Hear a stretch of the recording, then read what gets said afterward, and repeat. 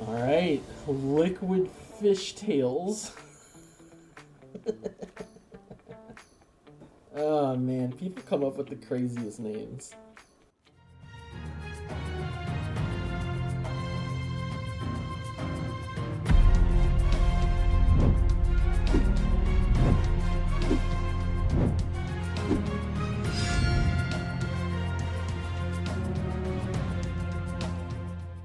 Howdy, howdy! It's me, that broken brain bitch!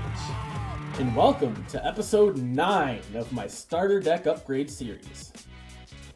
Stop! You have violated the law!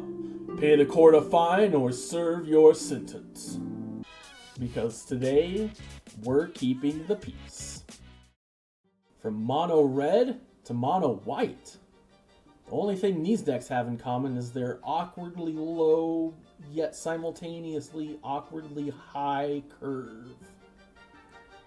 Let's take a closer look.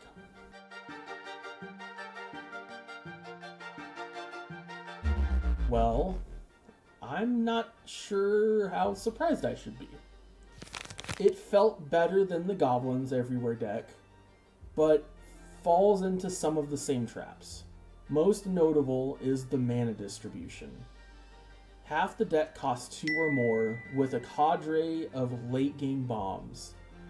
But there are so few mid game plays that bridging the gap between turns 3 and 5 is nearly impossible, just like the Goblins deck.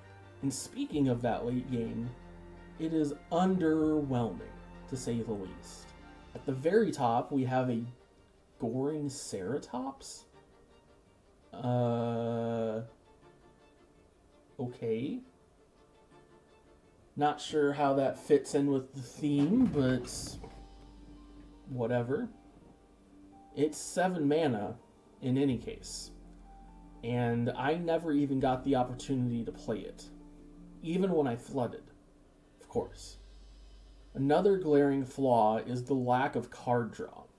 The draw engine of the deck is attached to a 2 of 6 cost creature, Inspiring Commander. That's prohibitively expensive, especially for a deck that generally curves out by turn 3. And I won't bore you by going down the list of all the rest of the top end of the deck. Suffice it to say, if it costs more than 4 mana in this deck, it's garbage. So, with all that in mind, let's get cracking.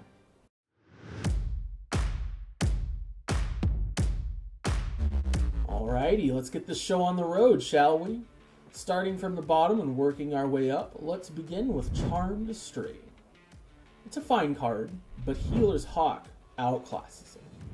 Another replacement is Moment of Triumph for tactical advantage. Honestly, this is just pure power creep. They cost the same, they both give +2/+2, but the Moment of Triumph has no stipulations on when you can provide the buff, and it heals you. Easy peasy.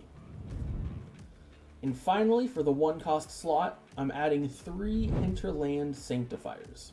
I would put 4, but I'm a bit afraid of lowering the mana curve too low. And I need to make sure that I have enough room for other additions later on. So, 3 will do.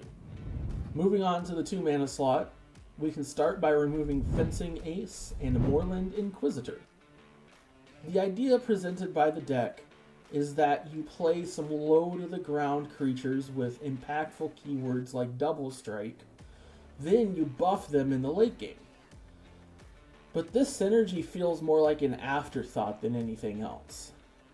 It feels half-baked, tacked on at the end to help fill some empty slots. So, they're out of here.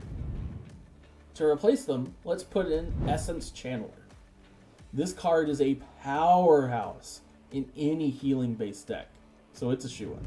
After bumping Impassioned Orator up to a 4 of, let's switch out Pacifism for Sheltered by Ghosts.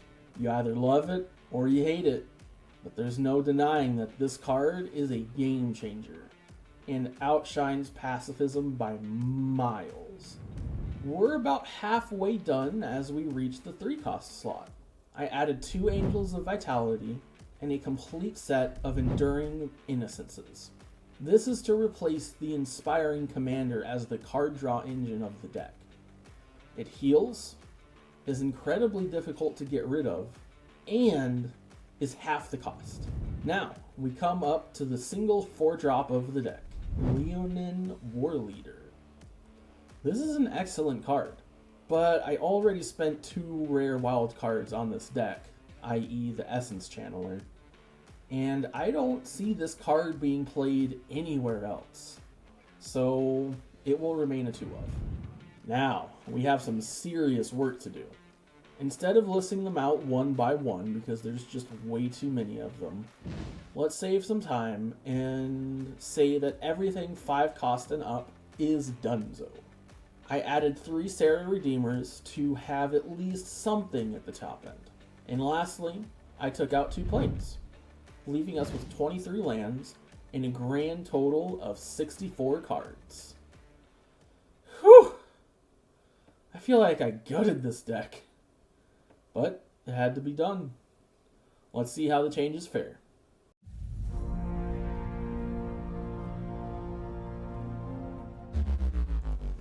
Alright, Liquid Fishtails. Oh man, people come up with the craziest names. Alright, so what do we got here? Healer's Hawk, Impassioned Orator, Sheltered by Ghost, Angel of Vitality, and Enduring Innocence. That's a hell of a hand. It's a great card. And we know our opponent is a man of culture themselves, because they play a Healer's Hawk on turn 1. And then we play a Healer's Hawk on turn 1. Mutual respect, bro. But on turn 2, they play a Giada Font of Hope. So we know that they're an Angel Tribal deck. Which means they're going to be putting out some pretty beefy flyers. Which means that trading 1 for 1, trading the Healer Hawk for the Healer Hawk, is probably the best deal I'm going to get when it comes to that 1-1. So I take the trade. It could be a blocker, it could be a chump blocker for a big 5-5 or a 6-6 later on. And that's worth considering.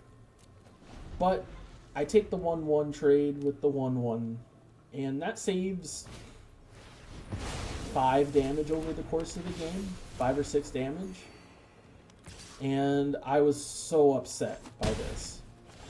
I had the Sheltered by Ghosts to take out the Giada, but then they have the perfect answer for it. But we've got a second one. Take that, you dirty Boros Angels player. They're not actually dirty. That's actually a pretty cool archetype.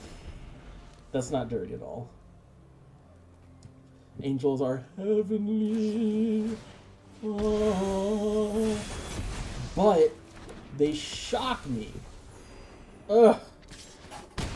The only good news is that they spent a total of 2 turns just to get their Giada back. So I've slowed them down significantly. And that is huge, actually. Because they could have had 2 more angels on the field. And if that were the case, they would be a 5-5 and a 6-6. And I would be dead. There's no 2 ways around it. But I get to play the Enduring Innocence, and I play the Innocence specifically over the other plays that I had available to me, because the cards that I had in hand weren't going to win me the game. I knew that I had to find my heavy hitters, my Essence Channelers, my Hollowed Priests. I had to find them and get them online as soon as possible, or I was going to lose. Hollowed Priests. My bad. But we found him. We found the Hallowed Priest. And it couldn't have come a turn sooner. Or later.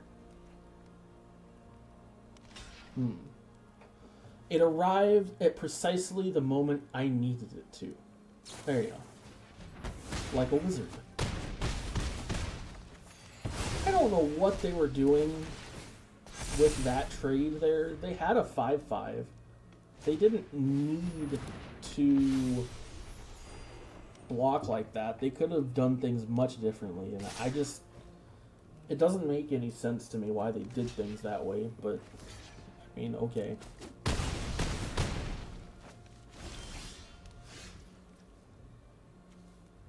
But it sets up a situation where I have not dominance on the board, but I have the biggest creature, and they're losing a creature every time I attack.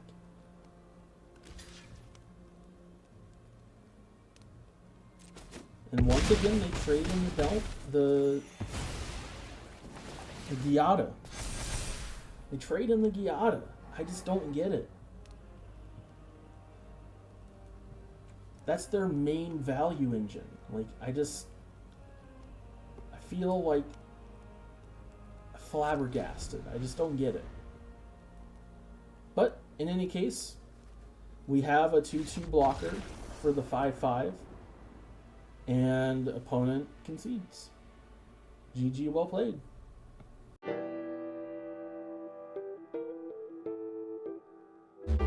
I'm not playing any games this time. I had a grand slam, baby. Perfect 5-0 record after the changes. That's a new record. Oh, man. I was so worried that I had lowered the curve too much, that I was going to peter out turn 3 or turn 4. But the scaling power of the Essence Channeler and the Hallowed Priest proves to be more than enough to carry us into victory. God, I wish I had the wild cards for more Leon and War Leaders, because they put in work every time they showed up. They curved excellently into the Sarah Redeemer, turning their 1/1s into 3/3s. Meaning you pay 4 mana and you get 10/10 worth of stats. Nice. And during Innocence and Sheltered by Ghosts, carried their weight and then some, just as expected.